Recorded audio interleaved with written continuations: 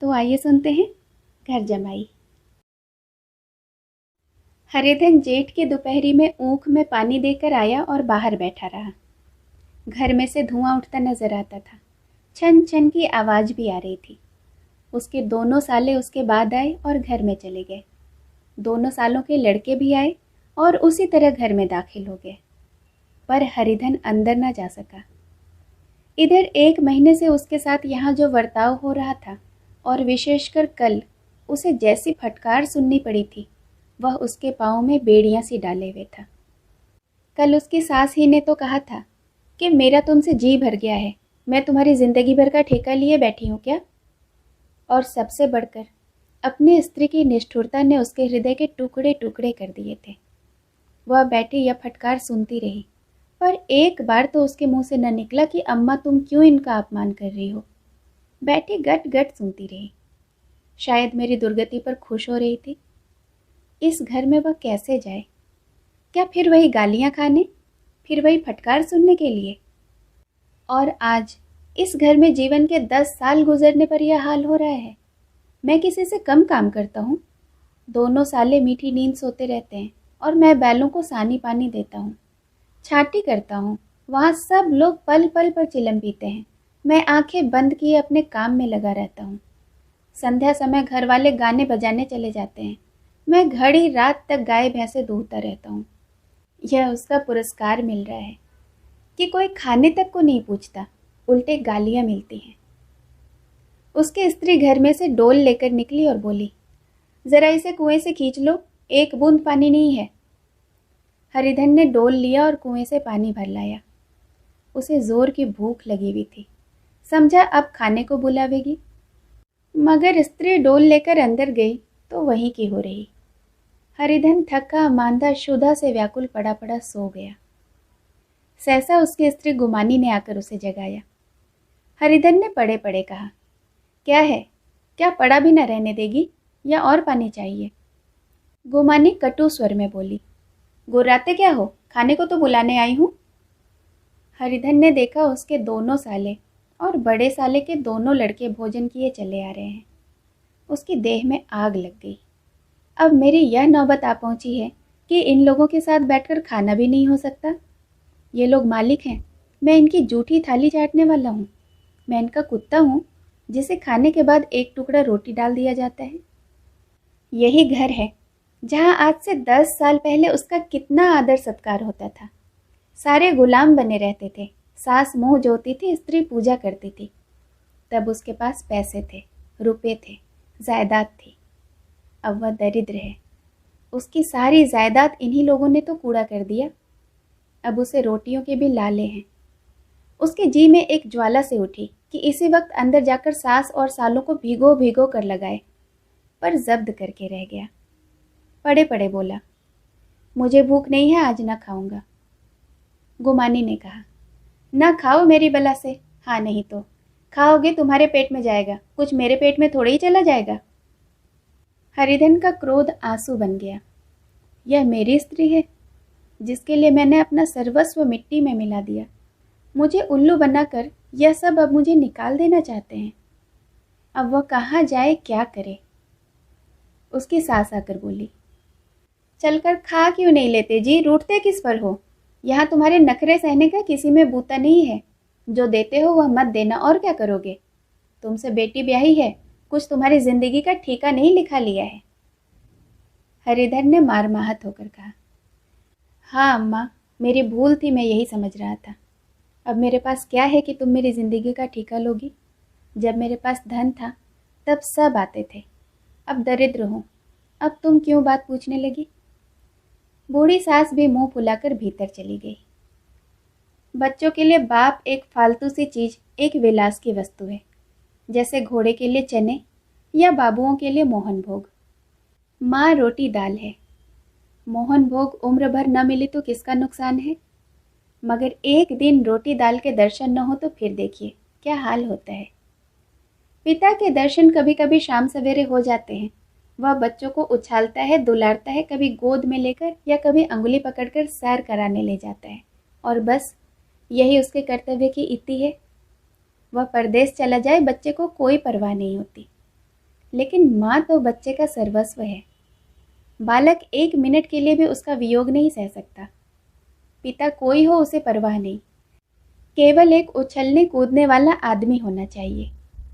लेकिन माता तो अपनी ही होनी चाहिए, 16 आने अपनी, वही रूप, वही रंग, वही प्यार, वही सब कुछ। अगर नहीं है तो बालक के जीवन का स्रोत मानो सूख जाता है। फिर वह शिव का नंदी है, जिस पर फूल या जल चढ़ाना लाजमी ही नहीं, अख्तियारी है। हरिधन की माता का आज 10 साल हुए देहांत हो गया था। उस वक्त उसका विवाह हो चुका था। वह 16 साल का कुमार था। पर माँ के मरते ही उसे मालूम हुआ कि मैं कितना निस्सहाय हूँ, जैसे उस पर उसका कोई अधिकार ही न रहा हो। बहनों के विवाह हो चुके थे, भाई कोई दूसरा नहीं था। बेचारा अकेले घर में जाते भी डरता था। माँ के लिए रोता था, पर माँ की परछाई से डरता था। जिस कोठरी में उसने देह त्याग किया था, उधर वह आंखें उठाकर भी न देखता था। घर में एक बुआ थी, वह हरिधन का बहुत दुलार करती थी। हरिधन को अब दूध ज़्यादा मिलता, काम भी कम करना पड़ता। बुआ बार बार पूछती, बेटा कुछ खाओगे? बाप भी अब उसे ज़्यादा प्यार करता। उसके लिए अलग एक गाय मंगवाती थी। कभी कभी उसे कुछ पैसे दे देता कि जैसा चाहे वैसे खर्च करे। पर इन मरहमों से वह घाव पूरा न होता था जिसने उसकी आत्मा को आहत कर दिया था। यह दुलार और प्यार उसे बार बार माँ की याद दिलाता था। माँ की घुड़कियों में जो मज़ा था, वह इस दुलार में कहाँ। माँ से मांग कर खाना, लड़कर ठुनक कर रूठ जाने में जो आनंद था, वह इस भिक्षादान में कहाँ था। पहले वह स्वस्थ था, मांग कर खाता, लड़ लड़ कर खाता। अब वह बीमार था। अच्छे से अच्छे पदार्थ उसे दिए जाते, पर भूख न लगती थी। साल भर तक वह इसी दशा में रहा। फिर दुनिया बदल गई।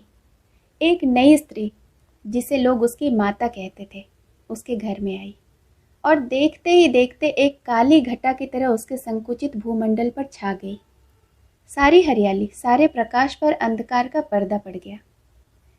हरिधन ने इस नकली माँ से बात तक न की, कभी उसके पास गया तक नहीं। एक दिन घर से निकला और ससुराल चला आया।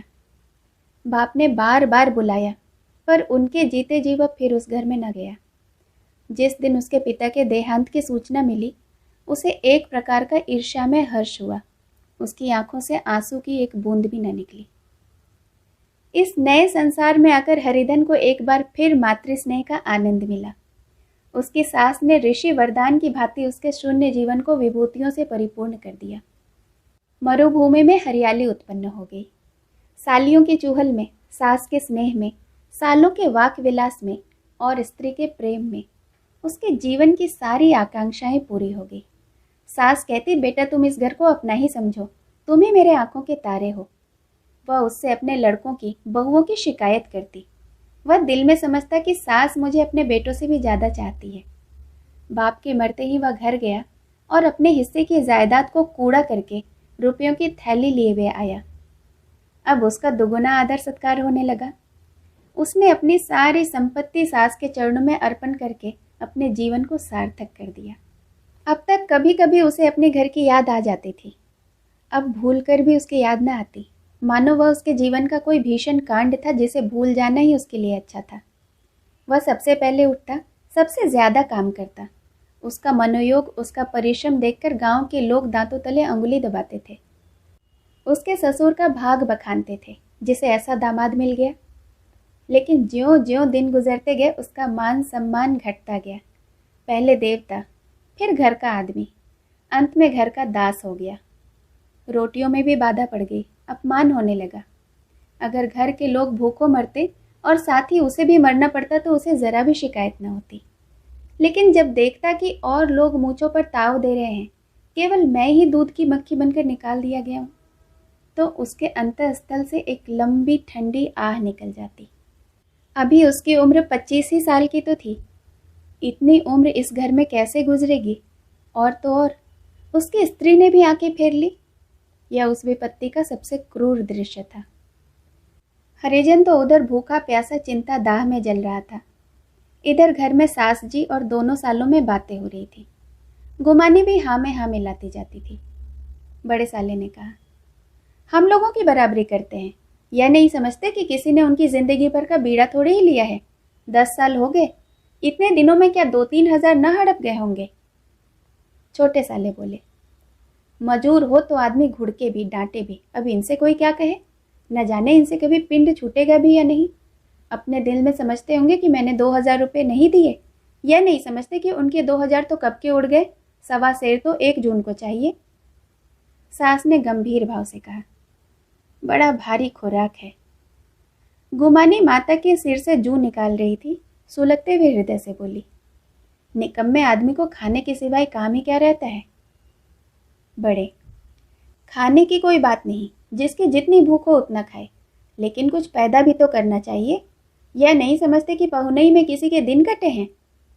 छोटे, मैं तो एक दिन कह दूंगा कि अपनी राह लीजिए, मैंने आपका कर्जा नहीं खाया है। गुमानी घर वालों की ऐसी ऐसी बातें सुनकर अपने पति से द्वेष करने लगी थी। अगर वह घर के बाहर जाकर 4 पैसे लाता तो इस घर में उसका कितना मान सम्मान होता। वह भी रानी बनकर रहती। न जाने क्यों कहीं बाहर जाकर कमाते उसकी नानी मरती है। गुमानी की मनोवृत्तियां अभी तक बिल्कुल बालपन की सी थी। उसका अपना कोई घर न था। उसी घर का हित अहित उसके लिए भी प्रधान था। वह भी उन्हीं शब्दों में विचार करती, इस समस्या को उन्हीं की आंखों से देखती जैसे उसके घर वाले देखते थे। सच तो 2,000 रुपये में क्या किसी को मोल ले लेंगे। 10 साल में 2,000 होते ही क्या है। 200 ही तो साल भर के हुए। क्या 2 आदमी साल भर में 200 भी न खाएंगे। फिर कपड़े लत्ते दूध घी सब तो है। 10 साल हो गए, एक पीतल का छल्ला भी नहीं बना। घर से निकलते तो इनके प्राण निकलते हैं। सोचते हैं जैसे पहले पूजा होती थी वैसे ही जन्म भर होती रहेगी। यह नहीं सोचती कि पहले बात और थी, अब और है। बहू तो पहले ससुराल जाती है तो उसका कितना महात्म होता है।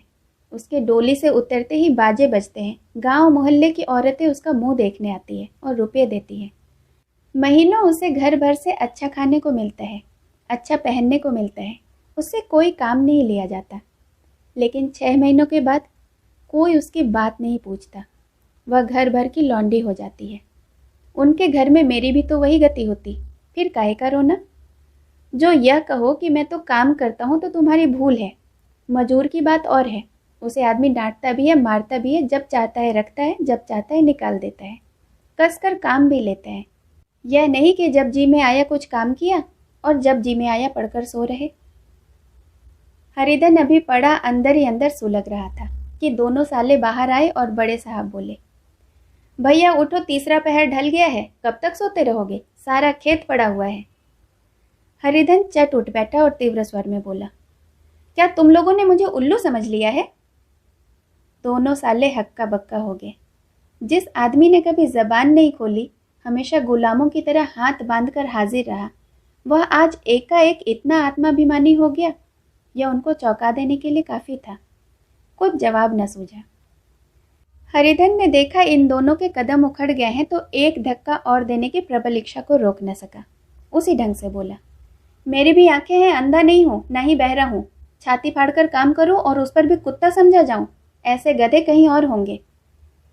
अब बड़े साले भी गर्म पड़े, तुम्हें यहाँ किसी ने बांध तो नहीं रखा है। अब की हरिधन लाजवाब हो गया। कोई बात न सूझी। बड़े ने फिर उसी ढंग से कहा, अगर तुम यह चाहो कि जन्म भर पहुने बने रहो और तुम्हारा वैसा ही आदर सत्कार होता रहे तो यह हमारे बस की बात नहीं है। हरिधन ने आंखें निकाल कर कहा, क्या मैं तुम लोगों से कम काम करता हूँ। बड़े, यह कौन कहता है। हरिधन, तो तुम्हारे घर की नीति है कि जो सबसे ज्यादा काम करे वही भूखों मर जाए। बड़े, तुम खुद खाने नहीं गए तो क्या तुम्हारे मुंह में कोई कौर डाल देता। हरिधन ने होठ चबाकर कहा, मैं खुद खाने नहीं गया था, कहते तुम्हें लाज नहीं आती। नहीं आई थी बहन तुम्हें बुलाने।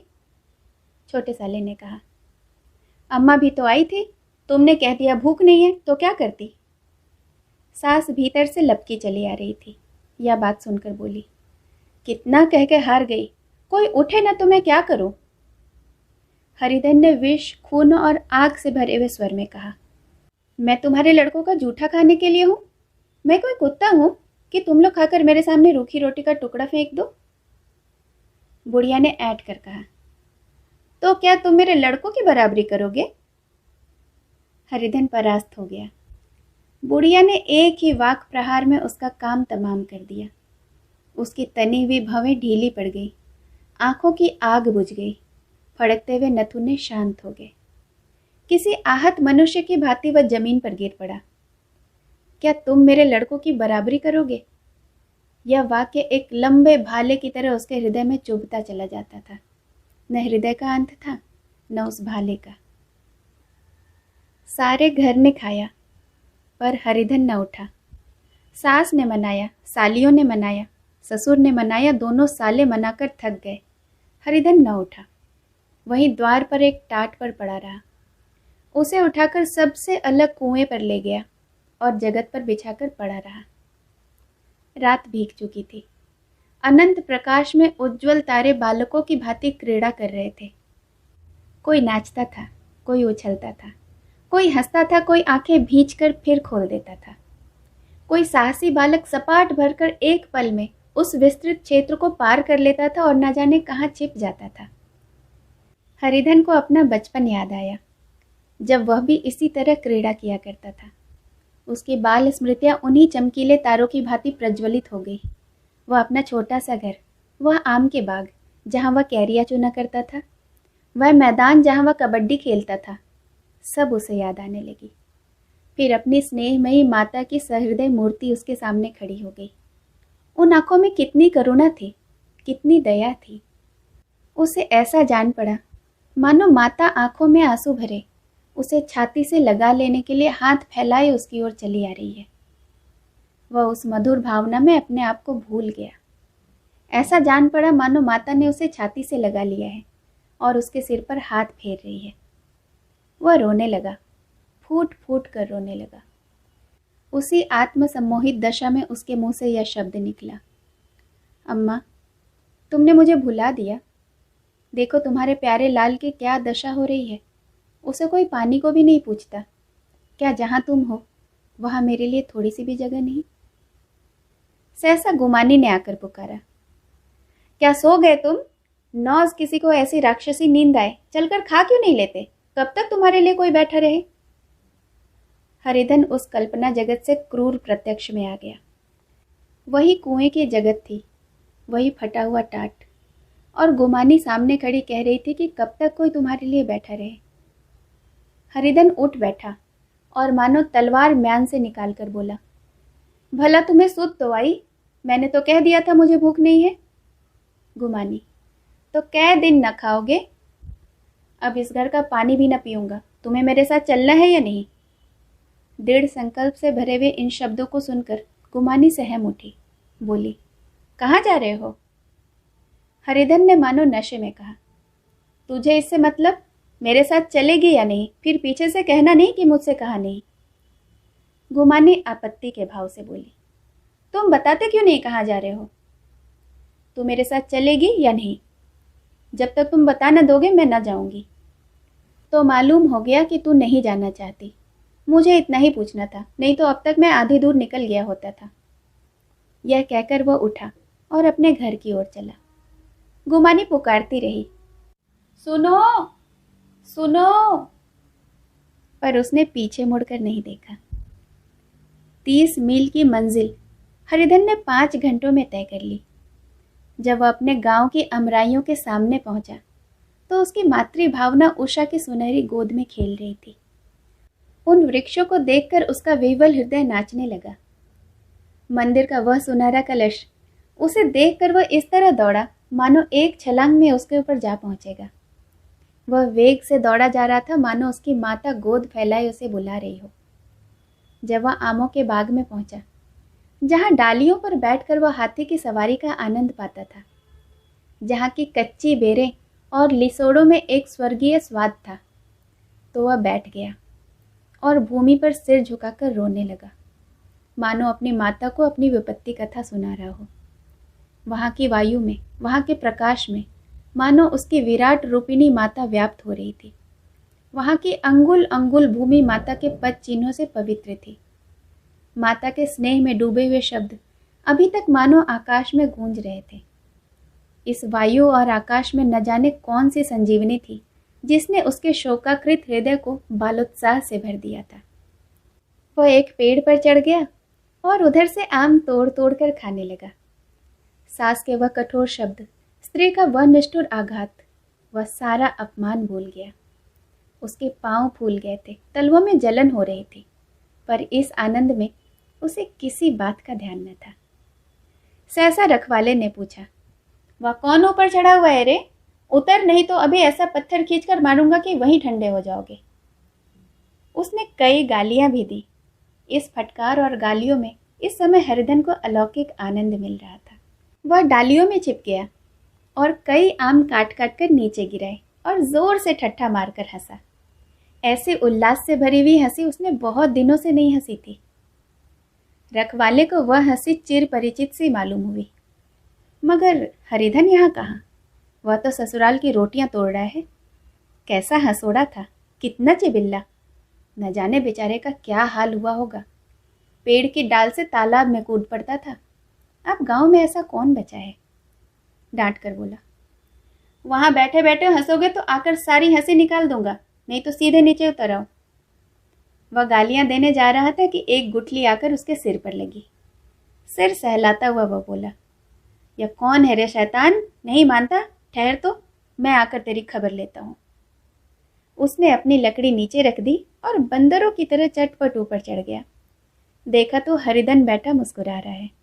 चकित होकर बोला, अरे हरिधन, तुम कब आए? इस पेड़ पर कब से बैठे हो?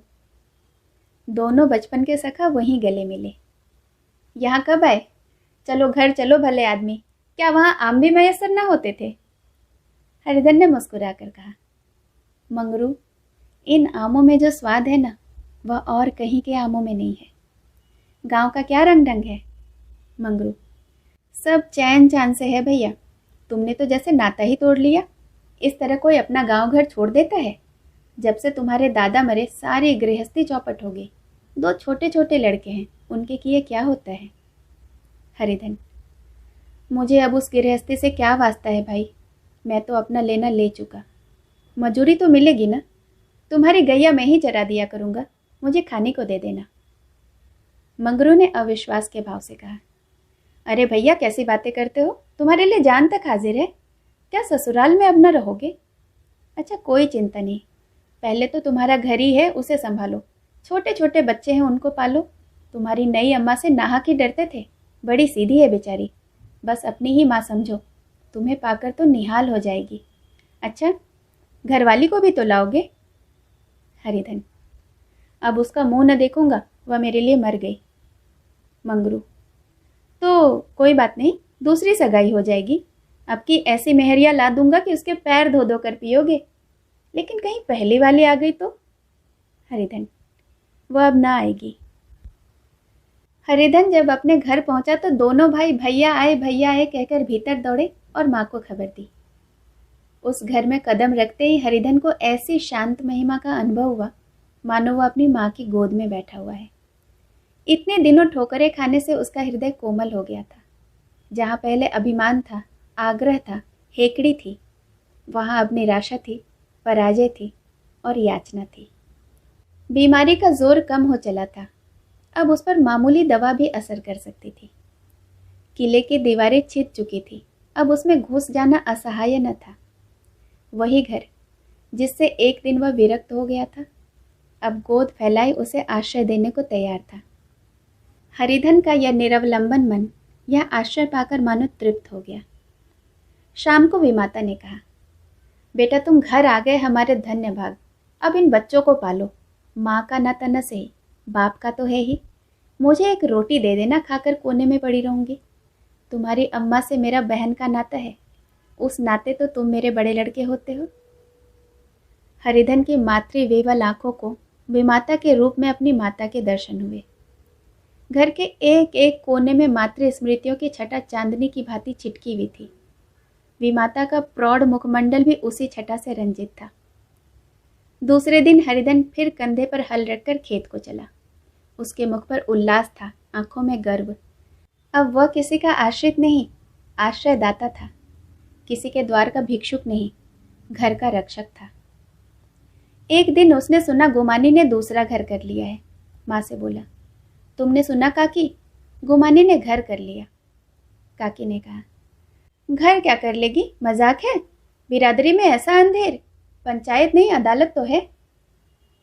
हरिधन ने कहा, नहीं काकी, बहुत अच्छा हुआ। ला महावीर जी को लड्डू तो चढ़ाऊं। मैं तो डर रहा था कि कहीं मेरे ही गले ना आ पड़े। भगवान ने मेरी सुन ली। मैं वहां से यही ठान कर चला था कि अब उसका मुंह न देखूंगा। कहानी सुनने के लिए बहुत बहुत धन्यवाद।